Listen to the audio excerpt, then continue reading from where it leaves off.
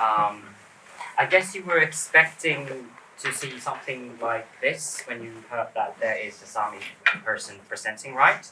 Yes, I do. Are you feeling conflicted? Perhaps you have mixed feelings? Who is this person? Another white cis male? And why is he talking about indigenous issues? I'm Hirvaslasse Ailantaras Janne, or Hirvas Janne, and my Western name is Janne Hirvasvuopio, as seen here. My pronouns are he, him. I was elected this Tuesday to become a member of the Sami Parliament of Finland. I'm a green politician in Espoo. It's a suburban hell just by Helsinki. I'm also a political activist, and activism is something I've done for around 6 years or so. My family is from the southernmost Sami village called Vuotsu. In Finnish, it's Vuotso.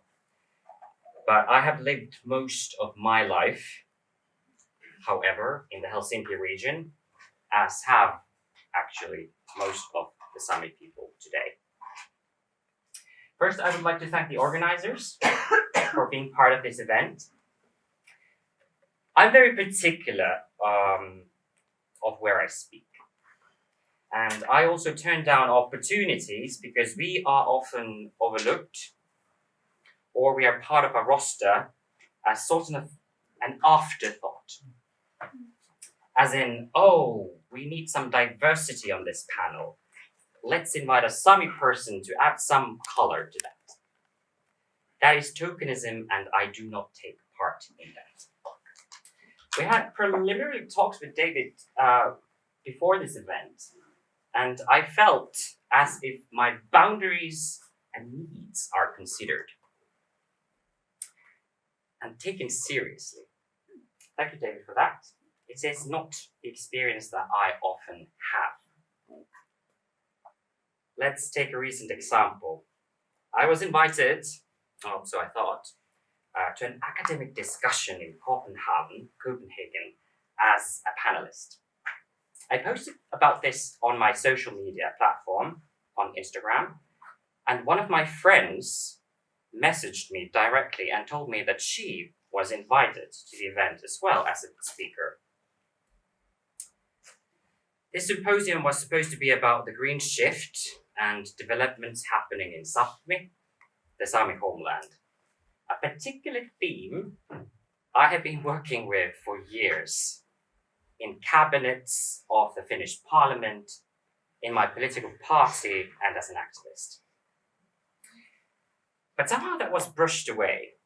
I was, after all, an afterthought. Neither my friend nor I had known that we were both invited as speakers to the same event. I heard about this not from the institution, but from my friend. And I finally heard from the institution after a week had passed, and that my friend had already told me about this, and that's what was going on. That makes you think how much respect some people actually have towards us and our people. The underlying thought is that as long as there is someone from that group, without actually figuring out who is an expert on a particular field. And I'm not here to say that my friend isn't capable of speaking on the matter. She is. But did they? That is the question. I, of course, told them how unprofessional this was. They were wasting my time because I know my worth. I know what my areas of expertise are, and my time is valuable. But I digress. Our people often view stories, and eventually we arrive at the point. Our stories are like rivers, and rivers have breaches. They have brooks and rapids, and there needs to be a backstory. There needs to be a meaning, and there needs to be a lesson. The lesson for you is up for you to decide. So today I am talking about media representation, hate speech that I have had to deal with in my life, and maybe some ways forward or something concrete. But let's start from social media. Anni Hagelin, she is a friend of mine at Sami as well, wrote her master's thesis on social media representation from the perspective of Sami influencers such as I. She contends that stereotypes attach the Sami people to one-sided images. This is nothing new for any kind of a racial or minority. But our people are only seen from this stereotypical view. This leaves us without agency, as if we are only bound to a certain markers or these stereotypes. We are reindeer herders, we yoik our traditional dresses, and so on. It is not as if these things or markers are not important for our culture or for me, but we're also not a stagnant culture.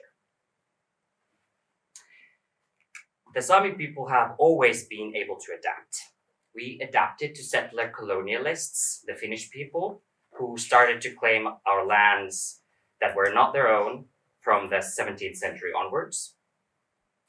Christianity came to our lands and we adapted.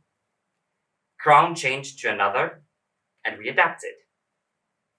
Borders between our lands shifted and we adapted. Our pastures were shifted. Our pastures were eroded by logging and we adapted.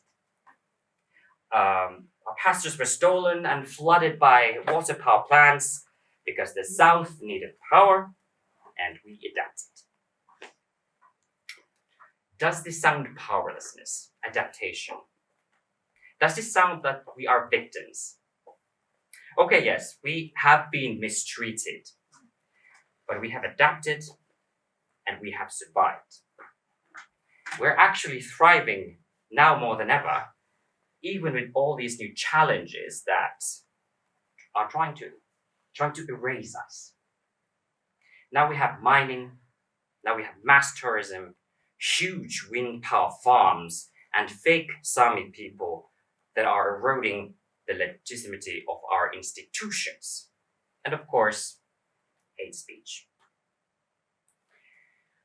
Sure, this adaptation has not been voluntary, but it speaks about the nature of our people.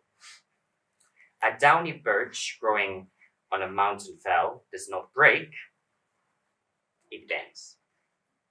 When faced with overwhelming odds, we have used our wits and passive resistance to fight the invader. But today, we have more options. We can be more active in our resistance. One important arena of resistance is, of course, social media. But the problem with social media representation and representation overall are stereotypes. Even if we accept that some positive stereotypes are based on reality, we must kind of strike a balance between what is traditional and what is new. Because I believe you can create new with respect for the old. Because of the overarching stereotypes attached to our people, I have many a time felt the prejudices of the Finns who question my authenticity. A Sami person living in the cities must be detached from the reality of the Sami people and the Sami homeland. A Sami person living in the cities must not possess traditional knowledge, and a Sami person living in the cities the whole Saminess must be a charade. There is a recently made documentary, Puokkamähtun, it translates to Unbroken, about a Sami influencer, Miisa Nuorgam, in which they documented their normal life as a personal life as a young person. Some of the comments regarding the document asked, why didn't the documentary delve deep into the Sami culture and history? Miisa, she made an excellent point when she answered this question. Does the Finnish national anthem play in a documentary about the lives of a normal young Finn, a documentary made from the perspective of a young Finn? Is there a deep delve into the intricacies of the Winter War? Yeah, I don't think so. We Sami have a saying which I have returned to in our discussion about the matter of media representation and power. It translates to, the voice of the mosquito does not reach heavens. It is not as if there is not enough knowledge about our people out there. There is. But the colonizer never listens. There's still the mindset that the Finnish expert knows better, that the Swedish parliamentarian knows better, that the Norwegian crown knows better, or the Russian oligarch knows better. These attitudes towards us are not made in an empty space or vacuum, but they are perpetuated through years, hundreds of years of racism towards us. And what is deemed different and unworthy? That is the question. So now we have been granted a platform which cannot be gatekept. Social media. It has created a community that is no longer bound by space and time or the physical world. A Sami person from the southern cities can reach someone from the Norwegian side of Sami. We can create spaces for representation that is based on our collective needs, based on our wants, based on unfiltered image and intertwined reality of new and old. Of course, this has led some people to question our authenticity in a new way. Those who speak up are sometimes also within our community deemed somehow less real, difficult activists who are making a mountain out of a molehill. But as I mentioned earlier, our people know how to adapt and be creative. We take and we have to use every advantage we can get. If someone hands us a new tool, why shouldn't we be using it just because our ancestors didn't have access to these tools? We're not locked in museums or live in the past. We are carving our own destiny, but we are also remembering the path that brought us here today. What is the role of traditional media then? Indeed. When we're discussing old media platforms, we still have obstacles, difficulties in getting our message through. Of course, I can feel the winds are changing, but this is only because we have active Sami people pushing our agenda forward. Passive resistance has become more of an active resistance. The lack of knowledge of our ways has, however, left room for manipulation, hate speech, and discrimination. I have a very recent example of this. Around a week ago, the Sami parliament elections in Finland were held on the Finnish side of the border. There were around 20 fake Sami people who are basically ethnically and culturally Finnish, who are pretending to be Sami for one reason or another, who they gathered at the Sami parliament trying to vote in our elections. And this was framed in the media as if these people had the right to vote, but were denied this right. The matter of the fact, however, was that they did not possess such rights by law, and the Sami parliament had to call the police to secure peaceful and fair elections, a fact even our own Sami news outlet failed to mention. This is rather interesting because our own news outlet does not lack the know-how to report about the situation. To proceed matter-of-factly, this is worrying. Why is our own news media pushing forward this false narrative?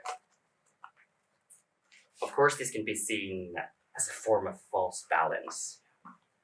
For those who do not know what false balance is, it basically means both-sideism, a form of media bias where journalists present a certain case as if they're opposing and balanced viewpoints, even though there is no support for the other side, evidence for the other side. False balance can be seen as in subtle ways. It can be an omission, or what words are chosen.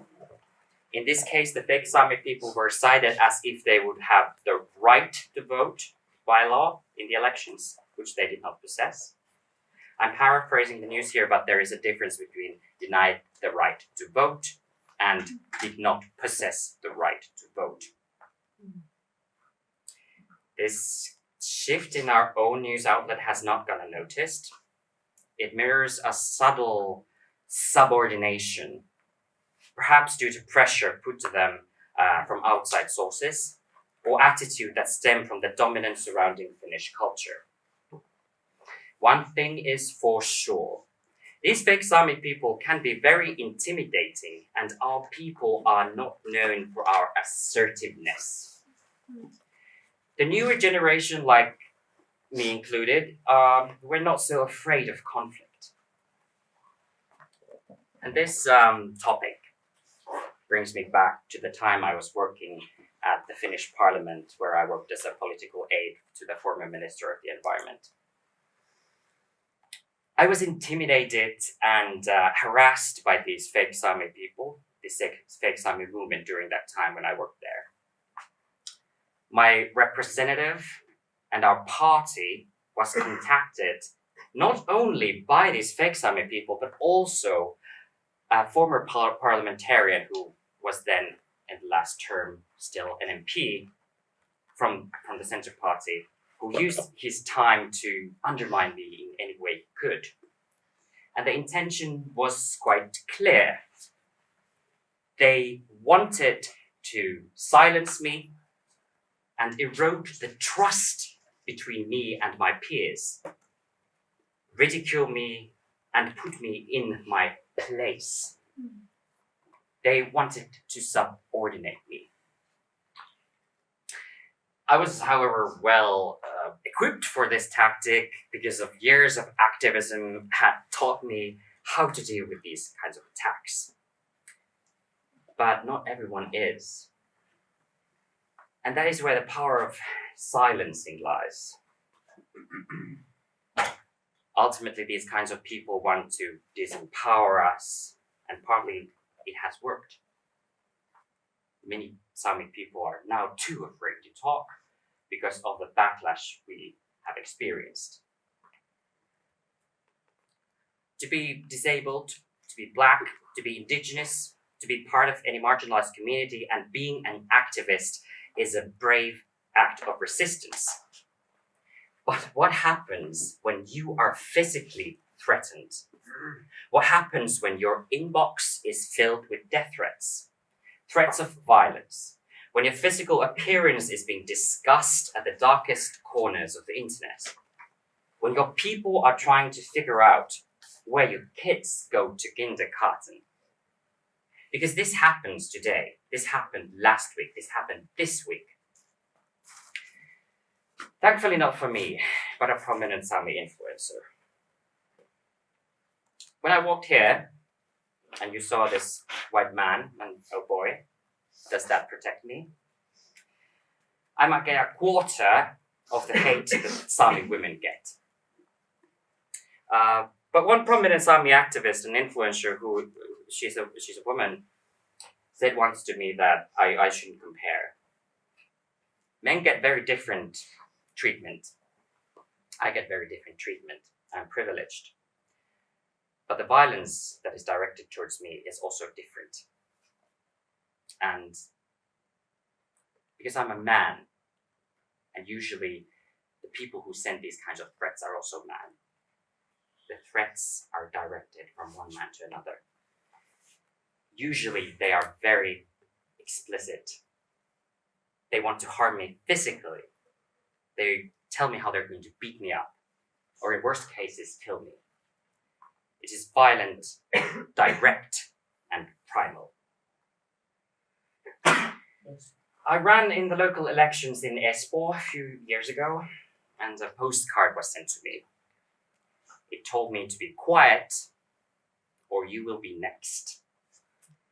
This postcard was sent by a person who claimed to have committed an unresolved murder case decades ago. And this was sent to my home address, which was, unknowns to me, publicly available. The police did not do anything about this, and they did not even start an investigation. I still have the card, they did not even want that. It's waiting inside a plastic bag in my apartment. It's a sordid reminder that somewhere out there lurks a deeply unstable person wanting to distinguish my flame of life. Disturbing as this was, I will not bend before threats. We are so few, we don't really have a choice. I do not break. I bend. I adapt.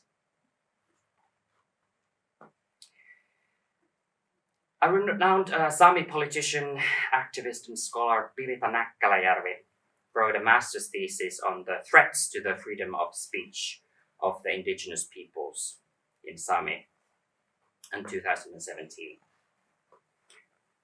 She interviewed several prominent Sami influencers, and she contends that we can't make generalizations based on these interviews, but she found out that, and I quote, "The significance of the findings is that the threats identified undermine the classical justifications for freedom of speech, the democracy, truth, self-fulfillment, and diversity arguments. They also violate the values underlying freedom of speech, including the right to equality and non-discrimination." She continues that the result suggests that although the Constitution of Finland and international law formally grant the Sami freedom of speech, the Finnish state has not paid enough attention to ensure that the freedom of speech of the indigenous people Sami is fully realized in Finland. Pirita is a dear friend of mine. She used to work as a reporter, and she witnessed firsthand how the freedom of speech is deteriorated in Finland for our people. This is partly because Sapmi, the Sami homeland, is rich with natural resources and has become a target of political and economic interests of late. Especially the so-called green shift narrative, as people say, has been important. It has been important and has been recently used to push forward mining in Sapmi area. I'm also a mining activist. And these other interests coming from the nation states and other interest groups, when they are in conflict with indigenous rights, they always come first. Narratives or kind of these great stories about certain events or people, they are important in discussing indigenous or any minority group. Because those who control the narrative control how certain thing is perceived, or the Sami people are perceived. So for the Sami, it is a constant struggle against narratives that are created against us. We are perceived as being difficult. The Sami people obsess over minor things. The Sami people are on the way of the green shift, and so on and so on. I could continue. And I'll give you a plethora of examples about this. As we are seen only as a difficult minority, not a people fighting for our way of life, our opinions can be brushed aside. Even if these threats threaten the very core of what our culture is based on. Let's circle back to the fake Sami people I mentioned earlier. It can be sad that false balance leads to disinformation, even in huge prominent media outlets. When the voices of these fake Sami people are legitimized in the media, in turn, our voice, the voice of our people, is dampened and silenced in the process. The fact that these people are not actual Sami is blurred, and suddenly they start to have an actual standing in the eyes of the Finnish majority. This has already happened, but it does not surprise me, as the fake Sami are actually Finnish people in disguise. Who do the Finnish people believe? Well, the Finns, of course. Our traditional way of knowing and belonging is not understood, and as such is not appreciated or taken seriously.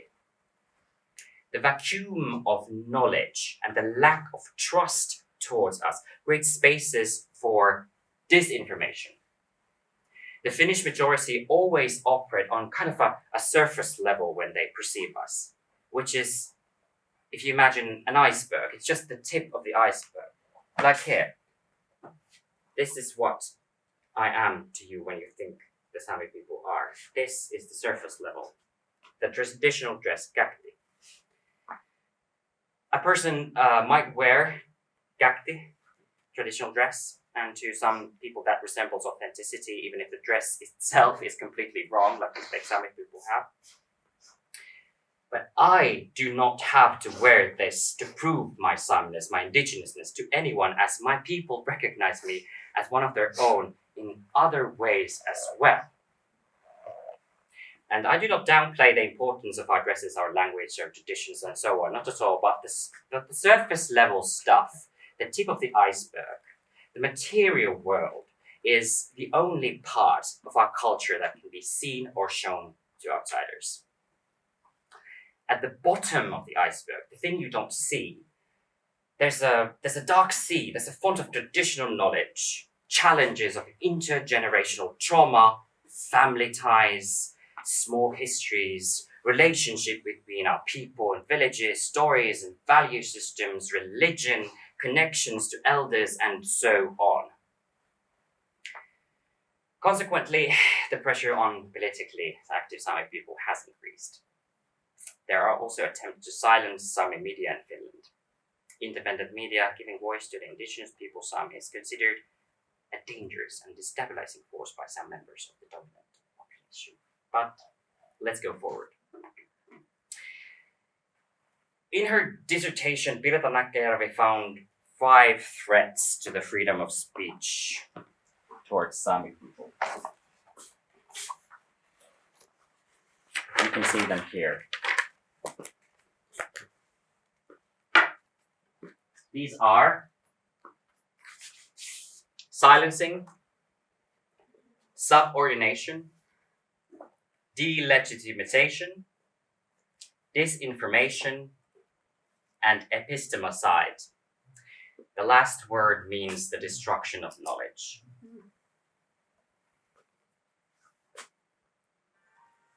Perhaps by now you are starting to realize where the river is leading you. The stories I've told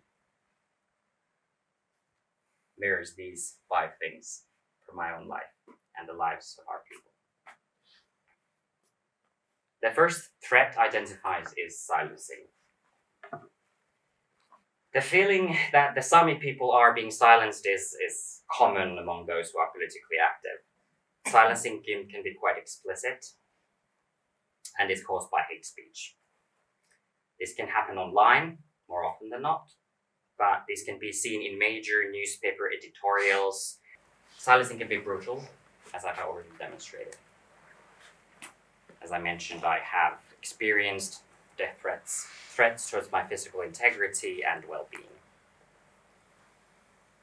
Some people face threats towards their children.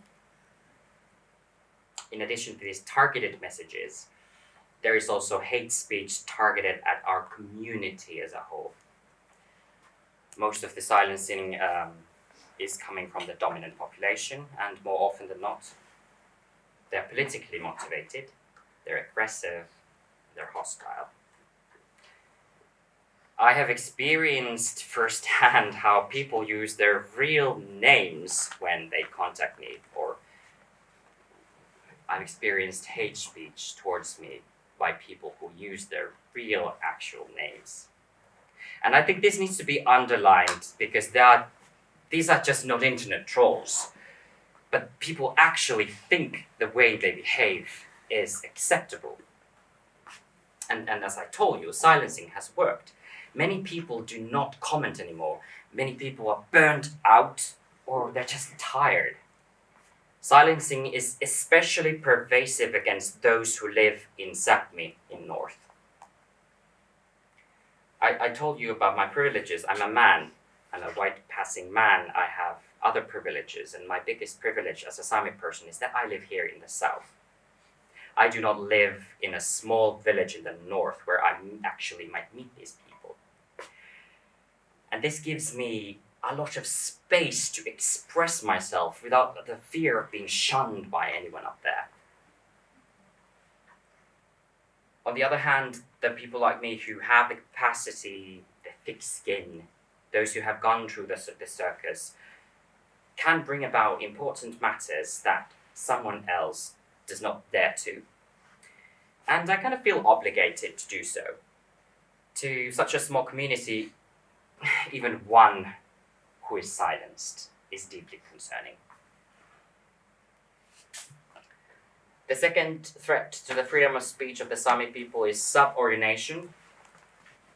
A scholar, Abigail Levant, has said that, and I quote, "Once the subordinated culture has been oppressed by the speech of the dominant culture, the first step in silencing is achieved, and the dominant culture is alleviated from the burden of listening to that culture." The point here is that Sami people are seen less than full and equal participants in public life, manifested, for example, as stereotypes. It might have already been made clear that outright racism is a key aspect in the relationship between the Finns and the Sami. Stereotypes change, however. We used to be seen as primitive, dirty drunkards, but this has evolved. Now we are represented as power-hungry group who wants to, ironically, subordinate our own people, the fake Sami I mentioned earlier. The new stereotype sees us whiny people who demand special treatment, picks up fights, and takes offense easily. The truth is that the Sami people's core operational way of functioning has always been that we should never rock the boat, because things could get worse if we do. This can be seen historically as passive resistance, where the threat is neutralized in a way that does not harm the harmony of the community. The newer generations have challenged this, and we have refused to be subservient to the dominant Finnish culture by using more active ways of resistance. I remember once I made a snarky comment in Twitter regarding, I don't even remember what it was, I think it was ice hockey.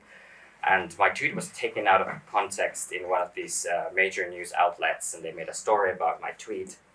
And this joke was framed as yet another Sami person whining. And it was a joke. And what happened? Of course, I was flooded by death threats and hate speech and so on and so on. because of a joke I made, taken out of context. And the editor refused to change anything and took no accountability for the journalist's actions. The power the media has over us, their rhetoric used against us, is so powerful that it keeps us in subordinate space and keeps those the major society deem inferior in their place. I quote one person from Näkkäläjärvi's dissertation. I think that it is the fact that someone has repeated for 500 years that you are nothing, you are nothing, you are nothing.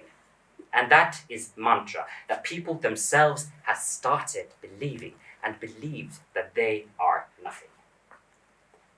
When generation after generation you have been nothing, it is very hard to stop this circle. When we internalize that we are nothing, we start thinking that we deserve nothing or we deserve less. We internalize the hatred. It is a difficult position to bounce back from.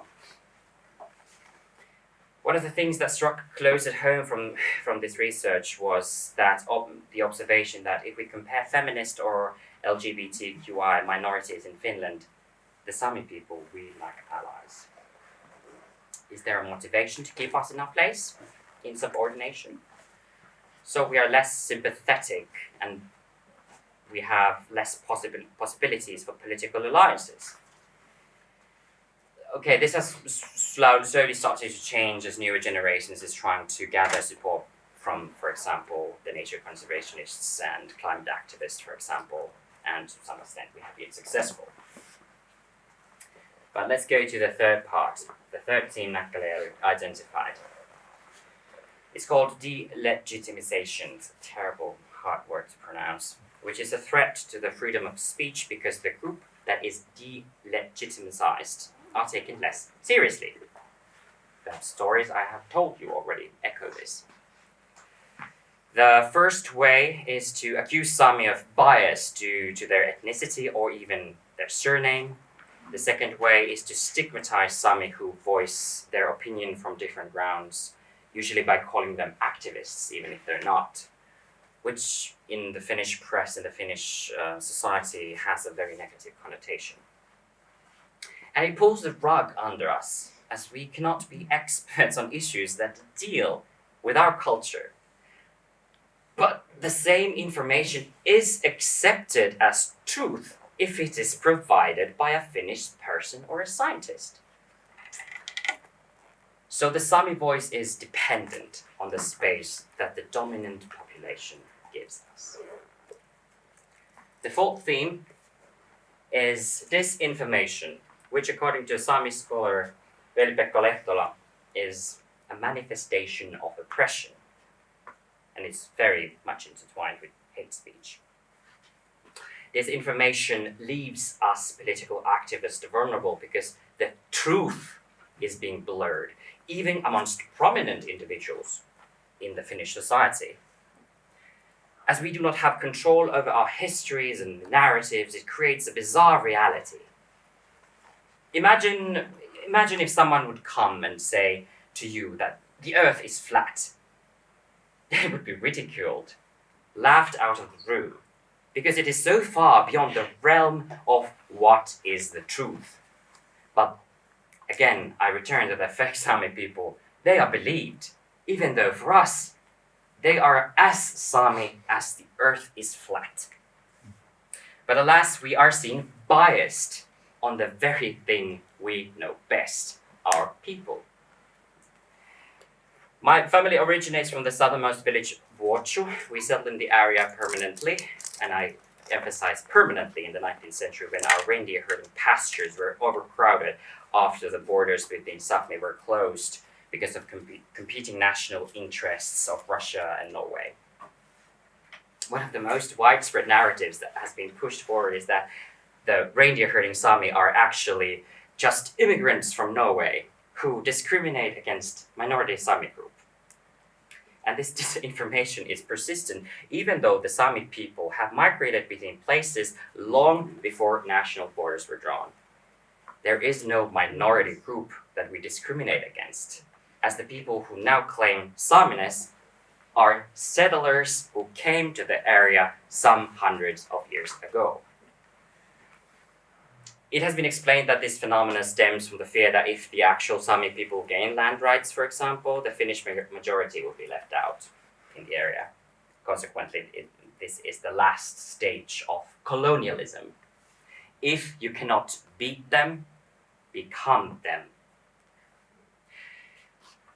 In reality, the Sami people view themselves more as stewards of the lands which they use, not owners, and there is no want for private ownership of the land, as the lands are used communally for reindeer herding. Scholars Laura Junka-Aikio and Veli-Pekka Lehtola have contended that the disinformation experienced by the Sami can be situated in this post-truth phenomena. There are prominent people out there, bullshitters, who will say anything as long as they get the outcome they want. There are perverse conspiracy theories, narratives of corrupt elites, and people are basically grasping at straws to confirm their twisted biases against us. There are a lot of hard words to pronounce, but the last threat Nachtela represents is epistemicide.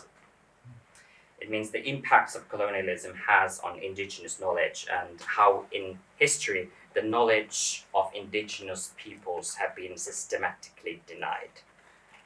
And this has real effects. You came here with whatever knowledge you possess of our people. If I'm here to talk about hate speech and freedom of speech and how it affects us and the spaces that are created, I cannot start from the very beginning. That would be a history lesson. When I was writing my bachelor's dissertation of the Sami parliament, I noticed, as many have before me, that I would have to explain the Sami people in the text. Does a Finnish person have to do the same? Do they have to tell in their dissertation about, let's say, the governance in the Finnish parliament that there are so and so many Finnish people living in this area we call Finland, and that these are the main key points of the Finnish culture? Of course they don't have to. You're expected to know this. It doesn't have to take space from the dissertation. But I had to do it. Still, it's done in scholarly art, in every scholarly article that I've read. As there is a huge lack of knowledge about us, the Finns cannot appreciate that we are a very distinctive culture that does not fit very well into their nationalistic ideology. I discussed this speech with my Karelian friend Tuomo Kondie, who's also a political activist whom we share some ideological similarities with in regards to our disdain for nationalist narratives. And the discussion led to the conclusion that the Sami narratives create a threat to the dominant nationalistic narrative. Where queer or feminist movements do not threaten this nationalistic narrative, they can be accepted and be sympathized with, as they also accept this frame of reference that is so deeply ingrained within every Finnish person. This kind of mindset can be heard even from people who are considered fairly liberal when discussing Sami matters.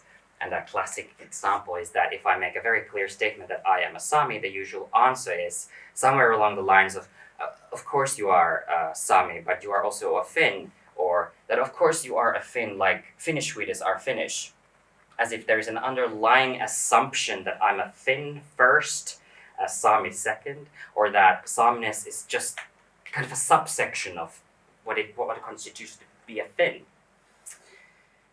Not an equal and distinctive culture with a completely different history. The statement is of course accurate in the way that I'm a Finnish citizen, but I would never say to a Sami person who lives in the Norwegian side of the border that you are Norwegian, because that would be considered offensive. But yeah, the epistemicide causes tensions in the Finnish public sphere. Social media has made it easier for us to express our opinions and our worldviews, and simply that might provoke some Finns for hate speech. And lastly, I will show you maybe some tips if you are ever experiencing targeted harassment on the internet. So these are the key takeaways. I wanted to give you something that if this ever happens to you, just keep things like this in mind. First, you need to assess how serious the threat is. Is it a troll or actual person? Tell your employer if the harassment has anything to do with your work. If it's related to your work. And if you can, this is quite important from mental health perspective, if you can, do not read the messages they send you if you're flooded with them. Ask your friend or a close person to you to read them for you because the assessment still needs to be made.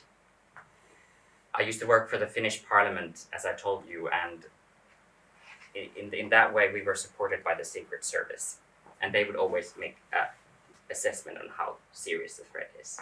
You need to be your own Secret Service. Mm-hmm. This is also, all of these are important, but gather evidence, screenshot it, save the messages. If you can, save the metadata, whatever. If it's on internet platform, save the metadata. If you can, all the dates, information you have. And shut down notifications. This is very important. I mean, I've shut down my notifications just generally because I got a lot of messages, and I think everyone should do it just for the sake of their mental health and have boundaries with their use of social media, but shut down notifications because you will be constantly triggered by these threats. Block, block, and block. Never waste your time on a troll. Never engage with a troll. It's a waste of space. It's waste of time. My time is valuable and your time is valuable. Do not waste your time with trolls. Make the assessment. If this person is just a troll, block it. You don't have to hear from them again. And it triggers them actually. They don't like to be blocked. They want you to engage.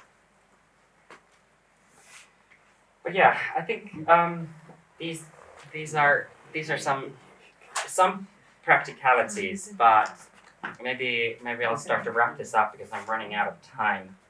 I think the way forward for the Sami people, it's still rocky, and for any minority fighting for their rights. But our people are resilient. We are not helpless victims. We have fought for our way of life despite overwhelming odds, and we have succeeded relatively well. There's less than 10,000 of us, and we are doing quite well despite these odds, despite these obstacles that are thrown against us. And the winds are changing. Social media has given us a platform. We can use it as a tool, even though we are directed by hate speech, but it is a powerful tool that we can use. And that it has given us a platform which we can use as a tool to pave way for more knowledge for the Finnish people. We're slowly gathering support from other activist groups, scholars, and even some politicians. And this brings hope. So we still have lots of work to do so that hate and discrimination, disinformation doesn't win.